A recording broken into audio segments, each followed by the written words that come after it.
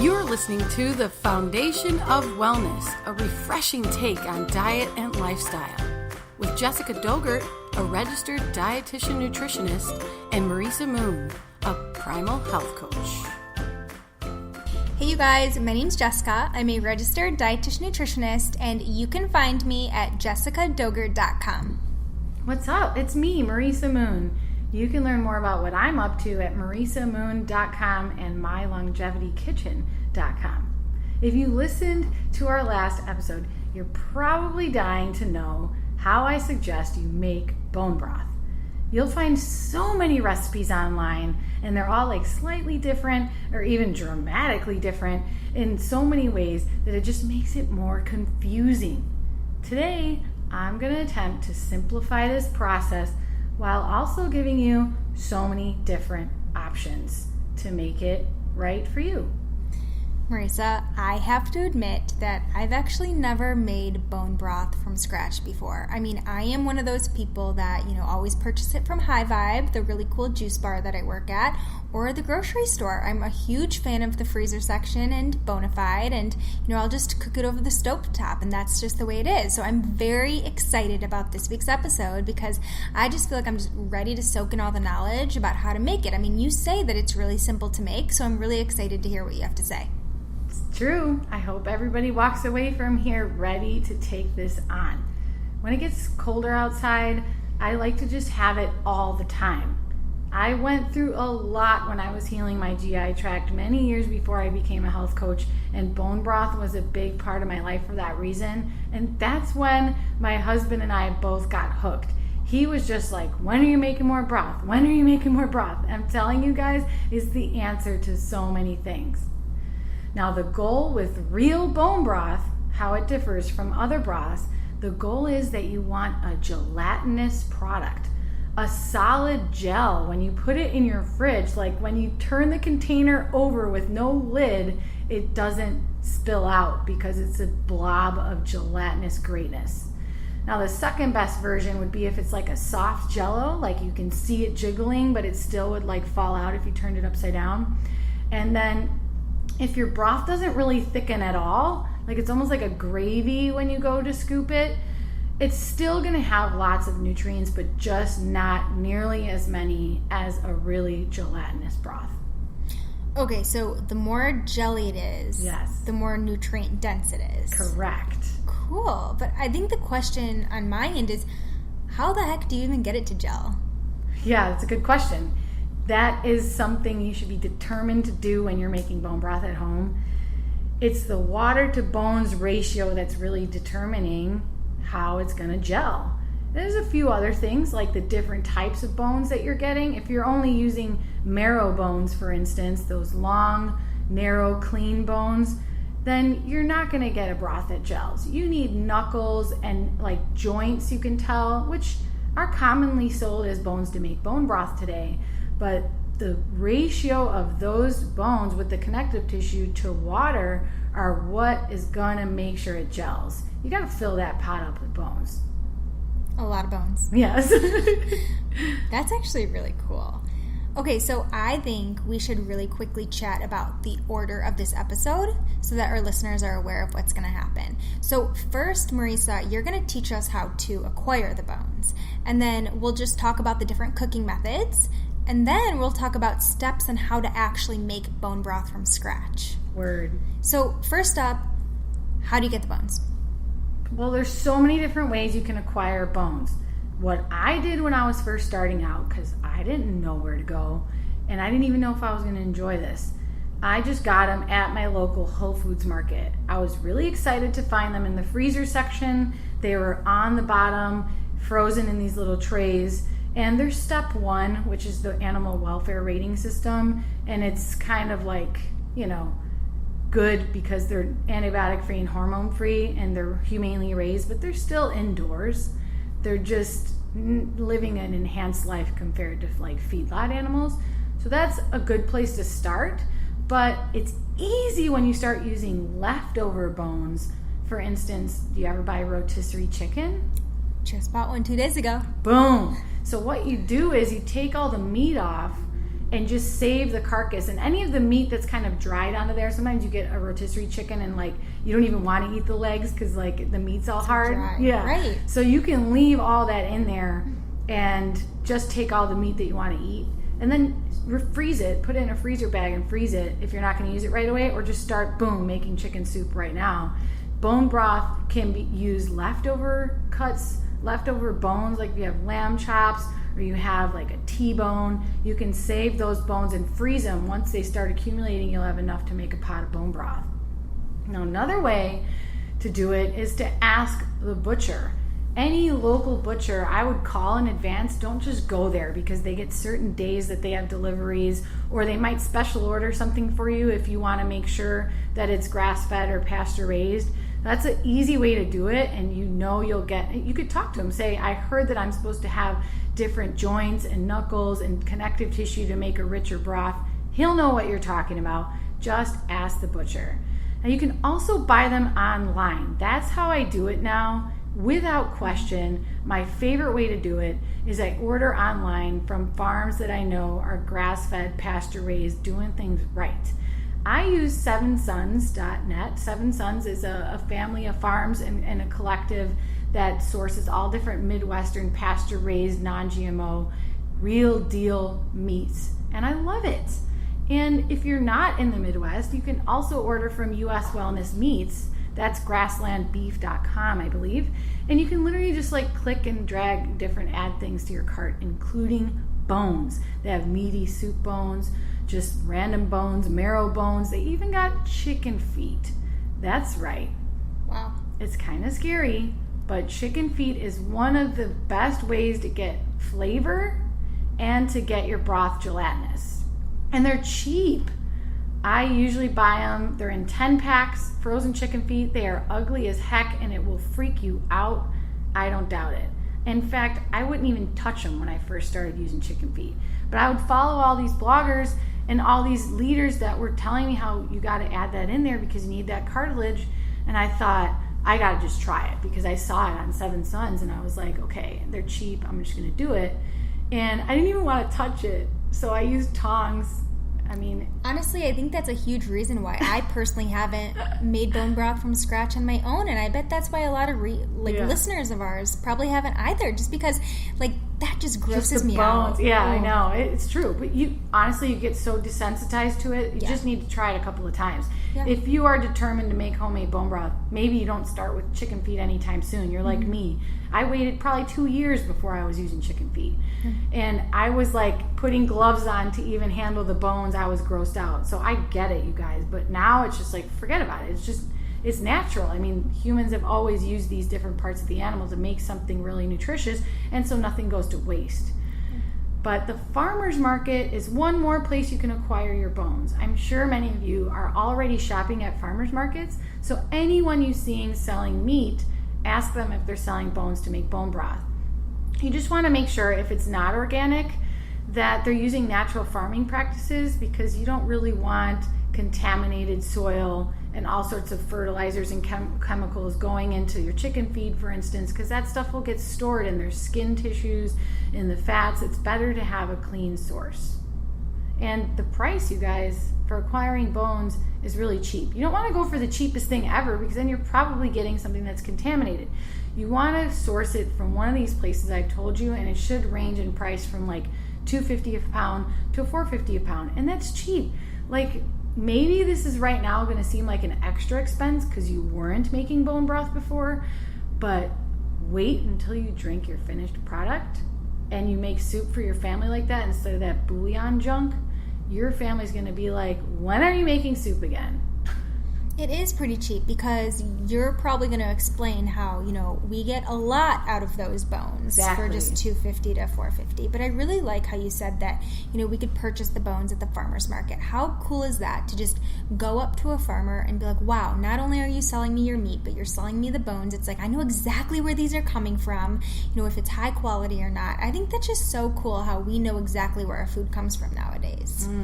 So there seems to be a lot of different ways that you can actually make bone broth. For example, like in a slow cooker or even a pressure cooker. Marisa, what is your favorite way? Well, my favorite way is the slow cooker. I still use my pressure cooker, but I think my favorite way is the slow cooker because it's easier than it cooking slowly on the stove, which is another great method. It's just easier. You don't even have to watch it. You're sleeping, you're going to work. It doesn't matter. It's cooking away in the slow cooker. And I believe that that is the best way nutrition-wise because we're not quite sure what happens when we're pressure cooking it. I don't know if that's the best way. It's just easiest way. So the slow cooker is really great if you want this hands-off experience and you want to just leave it going. It's really great also if you want to make several batches because you can just scoop out the bones with strainer and you can just add new ones strain your broth out, add new ones, or just add vegetables and make that into a soup right there inside your slow cooker. There's so many reasons why that's a super convenient method. You can just literally keep it going for a week straight. It's crazy. But the stovetop method or the oven is really good if you don't have a slow cooker or an Instapot or a pressure cooker because all you got to do is let it simmer on the stovetop in a covered pot and check it every few hours to make sure it doesn't need any extra water. But the oven on 200 degrees Fahrenheit is a great way to keep it going too. You just want to make sure it's covered or you'll lose all of that liquid. Mm-hmm. It needs to be covered. Now the pressure cooker is everywhere now. You'll see online if you're into health and wellness, the bloggers are going nuts for the Instant Pot and the pressure cooker. For good reason. I can start and finish bone broth in under an hour when I use my pressure cooker. I mean, that's pretty awesome, especially when someone's sick in your house or you're sick. You're like, I need bone broth like yesterday. So you're putting it in the pressure cooker and hitting it on about 45 minutes on high. And then all you got to do is wait to release the steam and boom, strain it, bone broth ready. That is mind-blowing. So honestly, I feel like if I'm working in the morning and this craving strikes, oh my gosh, I want bone broth right now, I can have it basically in an hour and a half. Yeah, it's nuts. That's cool. But I really like the idea of a slow cooker just because, it's very hands-off and I could go do my thing throughout the day and then it would hopefully be ready within the next day or two. So I think that's really cool. So are you ready to teach us how to make it? I am ready. Let's do it. Okay. Step 1 is easy. Now that you've got your bones, whether they're frozen or fresh or leftover, doesn't matter, throw them in the pot. Throw them in the slow cooker, throw them in the pressure cooker, fill up the pot. You want to include cuts that also have some meat on them because that's going to give you the best flavor. So short ribs and beef shanks and lamb shanks and let's see, oxtails, yes, all of those parts have the really tough connective tissue, but that's what's going to break down and make your broth gelatinous. And they also have meat on them, which is going to make it taste awesome. So you're filling up your pot now with a variety, whatever you've got, as many bones as you can. Step 2, you're adding a splash of vinegar, if you can. If you can't, don't worry about it.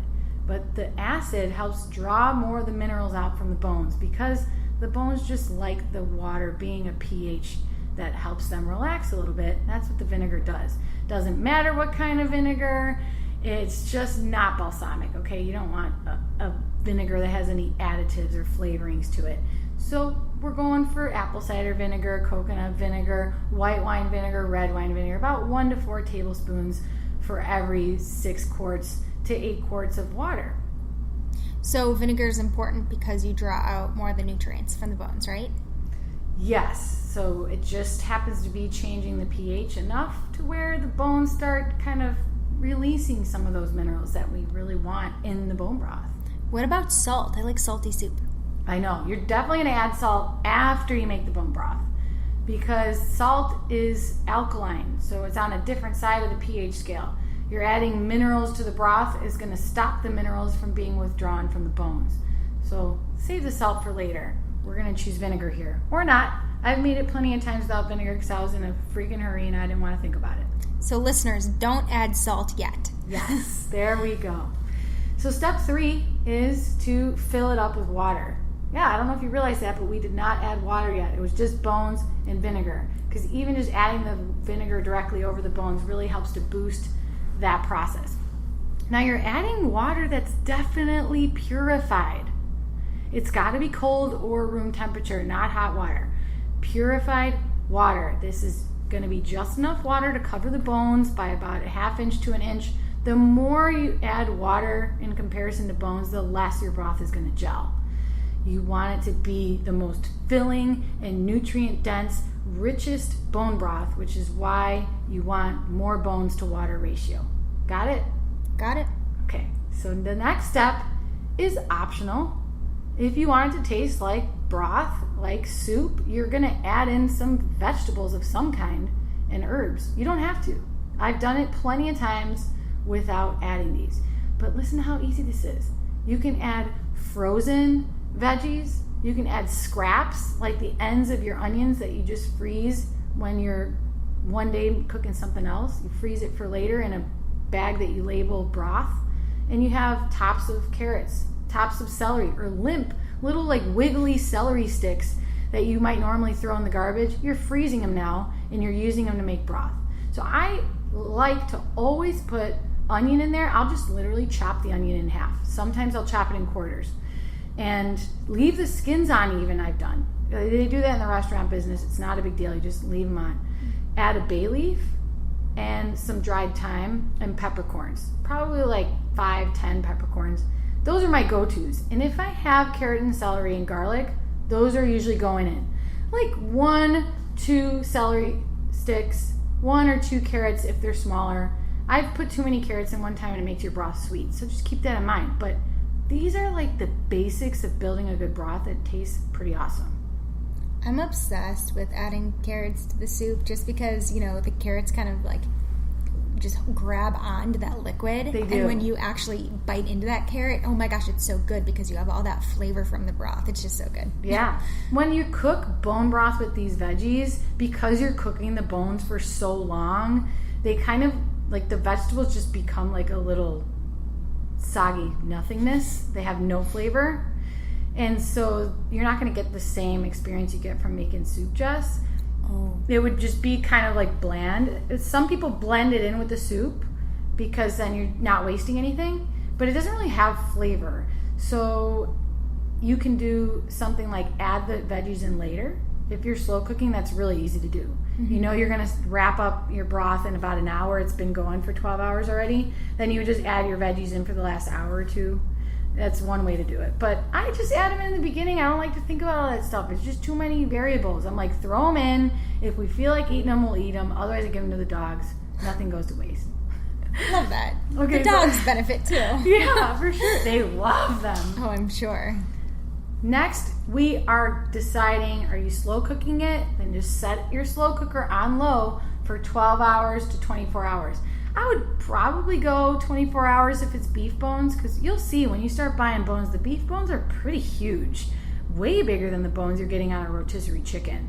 So 12 hours is enough for the chicken, but I'll leave it anywhere from 12 to 24 hours when I'm doing a combination of chicken and beef, which is almost every time because we get different benefits from each of those that we talked about in the last episode, and chicken gives us that flavor that we really love.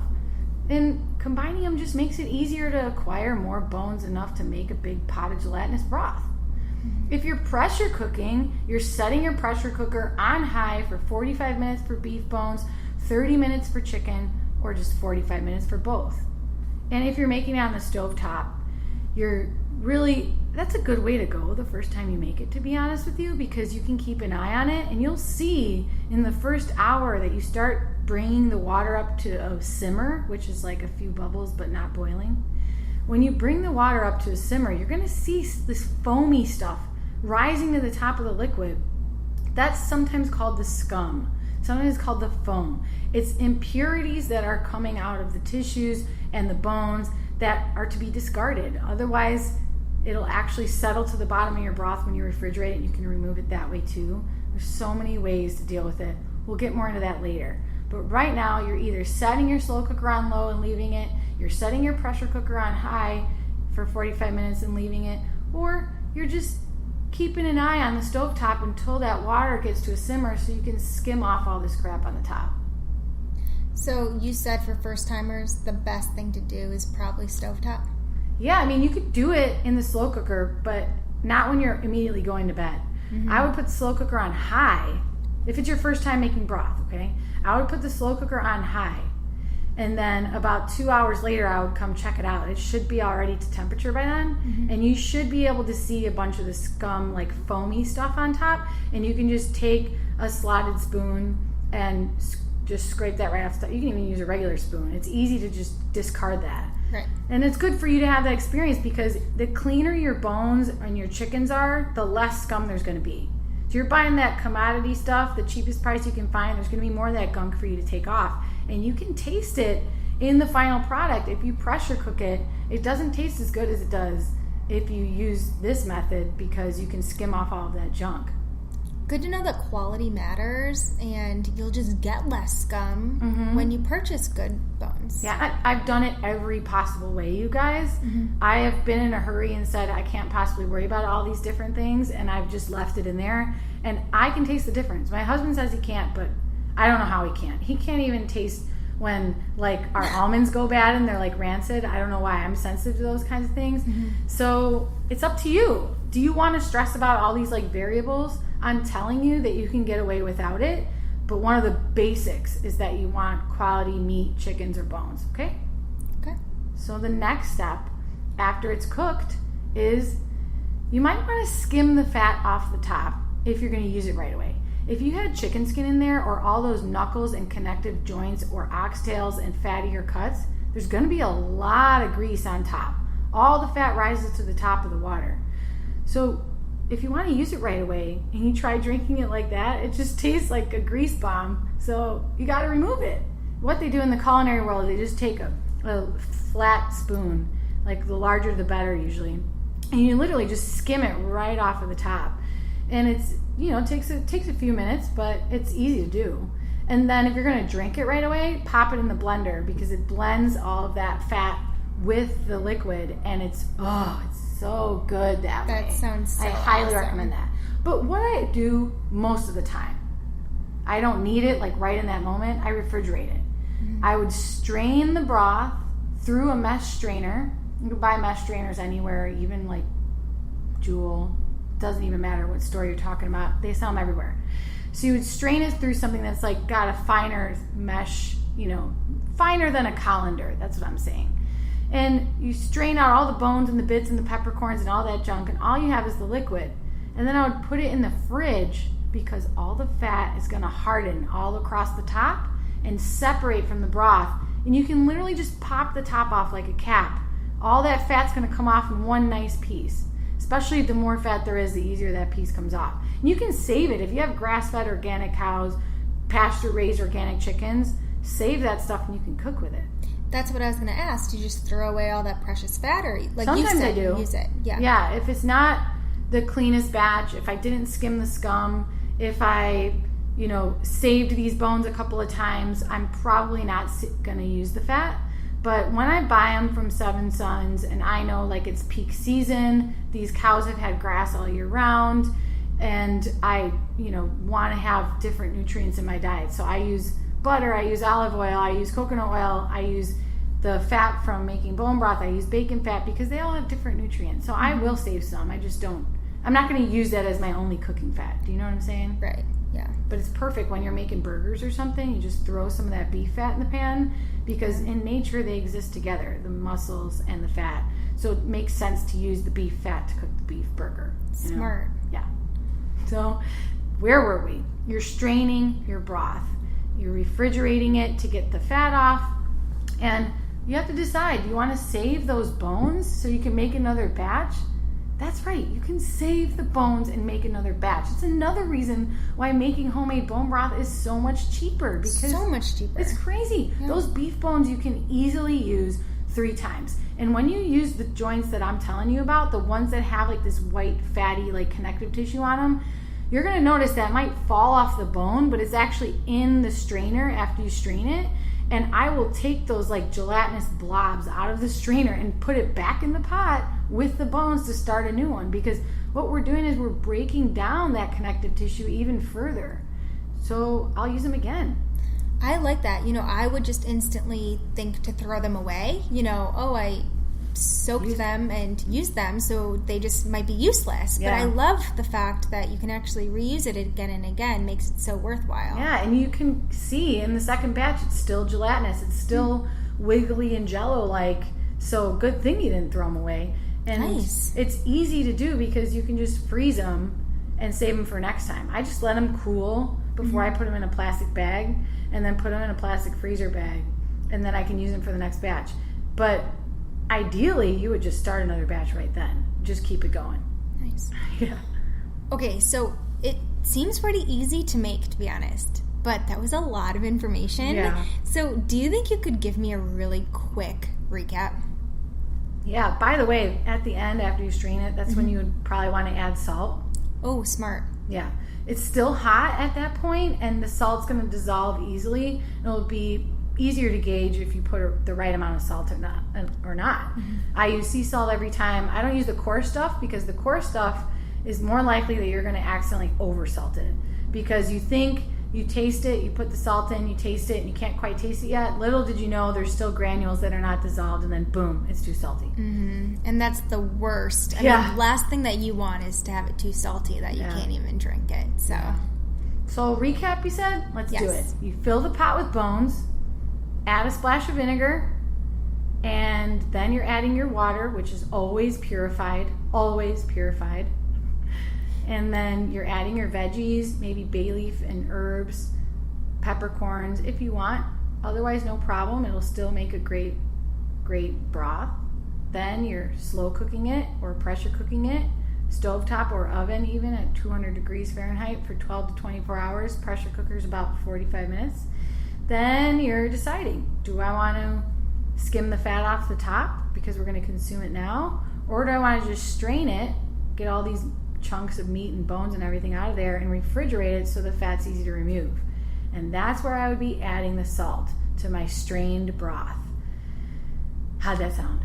Really good. Pretty easy, actually. But I think now my concern is, okay, so if I'm going to be making this from scratch, I want it to taste so good, or else I just feel like it won't be worth it. And I'll just want to go to High Vibe to just get it there because I know that it's so incredibly good. I'm obsessed with it. So I think, what are some tips that you can give us for just the best tasting broth that will make me never buy it from the store again? Well, that's part of the reason that making broth is so confusing. Because when you look at all these other recipes, they're going to tell you have to roast the bones or blanch the bones, skim the broth, do all of these things, and it gets a little bit confusing. And I've done it every which way, and I'm telling you that blanching the bones or roasting them, which I'll explain in a minute, is going to give you the best flavor. And tied with that is that you have to have some kind of meat that you're cooking in the broth. So let's start there because that's kind of easy to grasp. If you're using short ribs or you're using oxtails, you don't want to just leave them in there for 24 hours because sometimes that'll make the meat flavorless and almost like borderline dry in a weird way, even though it's falling apart. You cooked it too long. So I'll only add those cuts that I want to use if I'm going to be home. So like say it's a Saturday, I'm making bone broth in the slow cooker while I'm asleep. I'll throw the short ribs in there before I go to sleep because they can cook on low in the slow cooker for 8 hours. I'll take them out, take all the meat off the bones, throw the bones back in the pot and leave it in there for another 12 hours. So that's something to keep in mind. One of the easiest and most rewarding ways to make bone broth into something else and make it for your first time is to buy a whole chicken, a raw whole chicken. You would put the entire chicken in the pot, and about an hour later or 25 minutes in the pressure cooker, for instance, you would stop what you're doing, remove the entire chicken very carefully, let it cool enough to where you can handle it, take all the meat off, and throw the bones back in. Now you have the most flavorful and delicious broth that tastes like chicken soup. And when you're done cooking those bones for another 12 hours or 30 minutes on high in the pressure cooker, you add carrots and celery and your chicken that you've already shredded or chopped, and you have chicken soup. Boom. Just like that. Sounds easy. It is. Yum. It's a good way to start because you're like, I just did that. And you're like, woohoo! Pat on the back. Best chicken soup ever. And it's an easy way to get a lot out of your chicken. But let's talk about roasting and blanching the bones. Those are important for a clean broth. If you blanch the bones, let's talk about what that means. You are going to fill your pot up with bones and then fill it up with water, no vinegar yet, and bring it up to a simmer. So that could be either on the stovetop or in your slow cooker on high. Once it's simmering, like it's almost at a boil, you're going to see foam and stuff on top. You actually dump all that water out. So you start over. It's like you're just heating up the bones, getting the impurities out and dumping them, and then you're starting over again. I used to think, but you're wasting all that flavor, and like, I just, it just felt wasteful to me. But the more I learned about how those impurities really affect the taste and the look of the broth, I was like, dude, blanching is the way to go. It's so easy. And if you're home on a weekend anyway, it's like, why not? It's mindless. You don't even have to be there. Right. I just set an alarm to like tell me to go check it so I remember. But roasting actually helps with that too, and that's typical for beef broth to be made with roasted bones and roasted vegetables. It's super easy. Just put the oven on 400 degrees, throw those bones right on a tray, even if they're frozen, and cook them for like 30 minutes. And now you've got this caramelization going on that really gives beef broth like a depth of flavor. Probably makes the home smell good. Yes. It could be good, it could be bad. It really just depends. It's like bone broth has a very particular smell, and it's not bad. It's just, that's why I love adding the chicken. It just adds this flavor that you love about broth, and it's like, when's dinner ready? Yeah. But you have to skim the broth. That is very important if you want the best flavor and you want the cleanest broth. If you don't, then you'll be refrigerating the broth, and you'll notice, which I've done plenty of times, you guys. This is not about being perfect. I've done it where you refrigerate it even after you've skimmed it. This happens. You'll notice on the bottom of your broth, once it's refrigerated, is this like grayish dark layer. Leave that in the bottom of your bowl or your jar or your pan, whatever you use, because that's the impurities that have settled down to the bottom. The fat rises to the top, the impurities settle to the bottom. It's very crystal clear. You will not be even questioning it. So I'm just telling you that now, because even if you screw up or you don't do these things, there are always workarounds and you'll be fine. You just want the cleanest animal.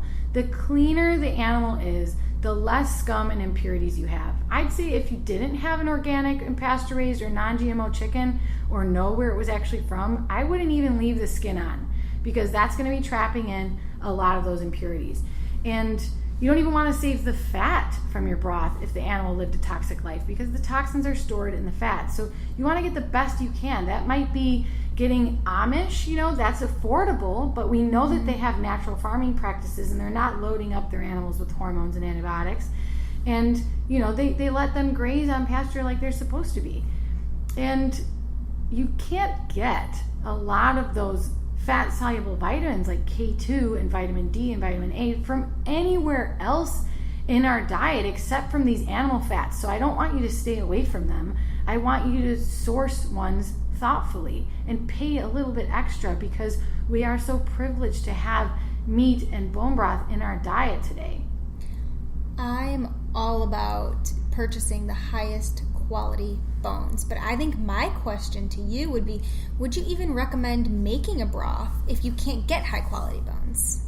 Well, the short answer is yes, but remember, it's the dose that makes the poison. So are you doing a bone broth diet? Is that why all of a sudden you're going to be making your own broth? Then the quality matters tremendously, because the more you're drinking broth, the more any of those toxins and impurities are going to build up in your body if it's not clean. I just want people to start making broth. So if that means buying some cheaper stuff right now until you figure out how to source it, then fine. Just drinking a cup or so a day is not going to affect most people, even if the broth is not super clean. And at least just look for antibiotic free or hormone free or Amish, like I was saying. Whole Foods Market, step one. I mean, bones are cheap, you guys. Buy an organic rotisserie chicken from Whole Foods, and it's only $10 already cooked. You peel the meat off. You have all the meat for meals or to make chicken soup, and then you're using the entire carcass to make bone broth. And something that comes to mind is that you don't want to boil the bones. Like a pressure cooker boils them. So you probably wouldn't want to be pressure cooking if you don't have a really clean source of animals there. And the chicken skin, all of that, you don't want to use it if it's not from a clean source. But if this is going to stop you from making it, just use your slow cooker, get started, get your foot in the door. Once you get a few systems in place, I want you to start prioritizing how can you find cleaner meat, because it's time.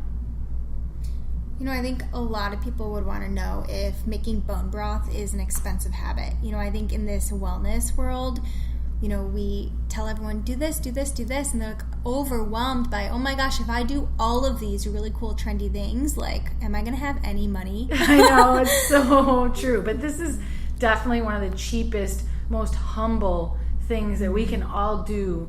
In fact, that's why it exists in every place across the world, in every walk of life that is uninfluenced by westernized culture, because it is the easiest way to tap into nutrients in an affordable way where nothing goes to waste, and it's truly nourishing for the entire family. It's way cheaper than buying bone broth from anywhere else too. I believe it. I mean, if it's so incredibly nutrient dense, like, it's worth to spend a little bit. And like what you're saying, it's not expensive. It's cheaper than, buying it from the grocery store, pre-made and things like that. I'm all for it.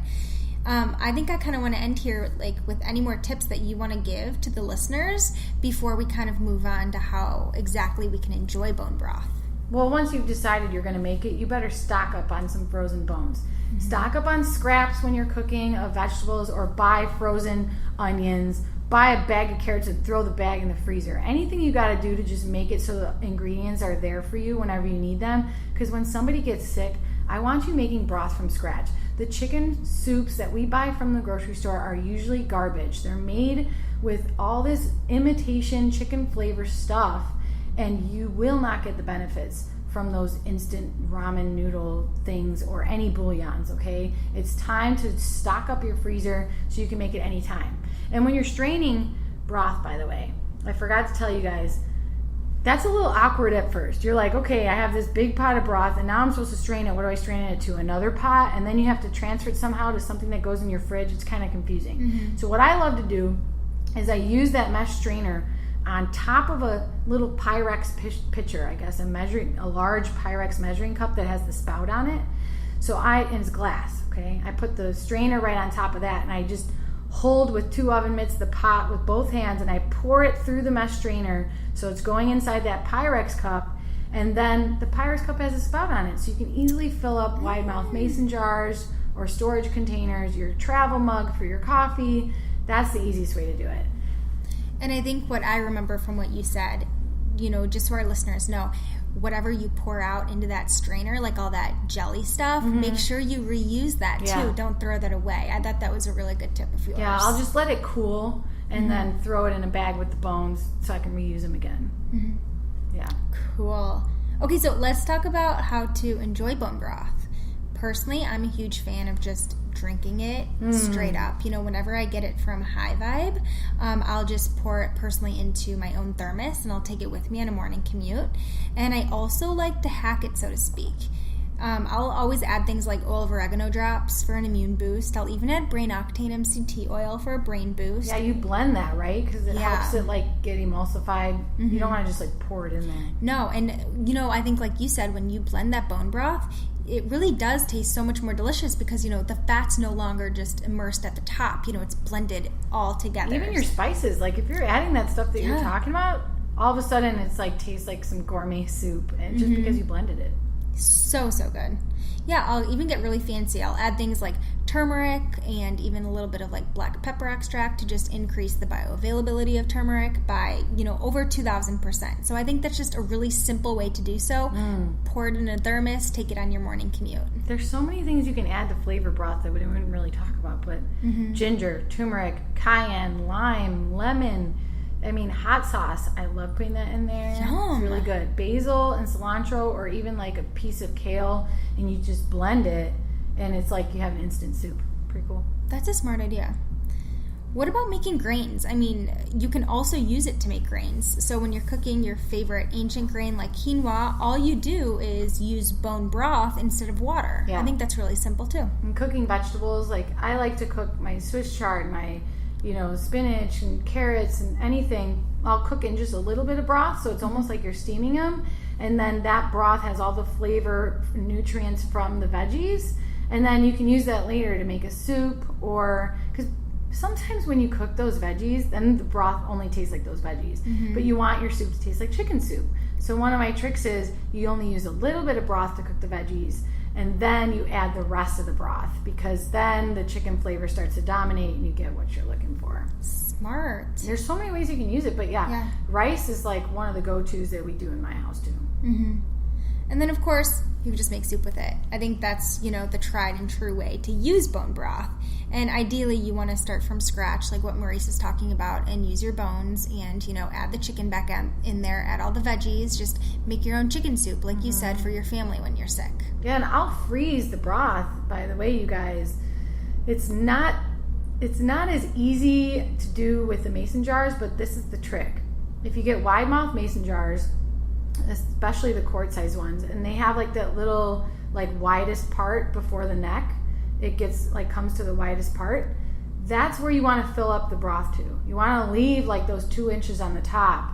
Then when you put the cover on, you want to leave it kind of loose, put it in your fridge, make sure it's refrigerator cold before you put it in the freezer. It needs to happen in steps. If you put it immediately in the freezer, it'll crack the glass. If you fill it up all the way, it'll crack the glass. If you tighten the lid all the way, it'll crack the glass. But if you do all these things I'm telling you, it won't crack, and you can store your broth in mason jars. And the easiest way to use it is if you buy these silicone Texas muffin trays. They're like what you would use to make a super large muffin or cupcake. And they're silicone, so it's easy to pop out, and you fill those with broth and freeze the trays. And then when they're frozen, you pop out these 1 cup servings of broth and throw them in a freezer bag. And so then you just always have a cup of broth that you can add to make a recipe or to just sip in the morning. And there's a lot of really cool ways to make sure you're using it every way possible, because you need it to be available. You're not going to just say you took the time, Jess, to actually cook and make the bone broth this week, and that's more time than you usually spend in your kitchen. Now you're I also need to do things with this broth that I have in my fridge that are more steps I need to take. That's why it helps to learn to freeze. Yeah, I love that. And just the idea of freezing makes it so convenient in the sense of, whenever a craving strikes, you have it ready to go for you. Yeah, or you might be better off, in that case, say you want some now, you want some later, I would strain the broth without skimming the fat off the top. At least 1 quart size jar I would leave for myself for the next few days to enjoy. And when you do that, you can take the fat right off the top, but your second jar, you want to leave the fat on top, because it's going to stop bacteria from getting in there and preserve your broth so you can leave it in the fridge for a month.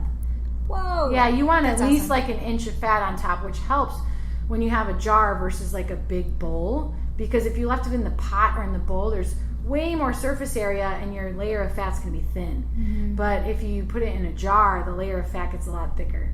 Ooh, pro tip. Yeah. Well, nice. Can I say? So let us know, everybody. You probably have questions. If you do, please head over. Join me in my Facebook group called the Traditional Foods Diet and Lifestyle, and I'd love to chat. And speaking of Facebook, you can connect with us on Facebook. We have a Facebook page called The Foundation of Wellness, and there's a lot of action going on there. So definitely, if you guys are Facebook lovers, check us out. Bye. See ya.